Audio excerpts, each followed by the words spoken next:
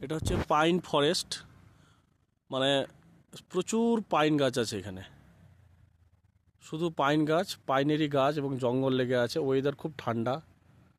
আমি ঘুরতে এসেছি বলে পাইন গাছ দেখাচ্ছি না, আসলে যে পাইন গাছকে আমরা পাইন বলে জানি, যার সায়েন্টিফিক নাম পাইনাস। আমি একটা কাছ থেকে একটা পাতা দেখাই।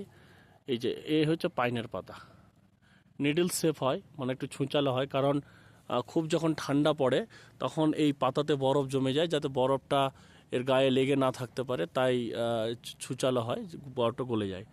আর এই পাইন গাছের কাণ্ডে প্রচুর এরকম ছোট ছোট ব্রায়োফাইট বা যাকে মস বা এই টাইপের গাছগুলো হয়ে থাকে এগুলো পাইন গাছের মধ্যে, এবং শিকড়ে মাইকোরাইজা নামে কিছু ছত্রাক হয়।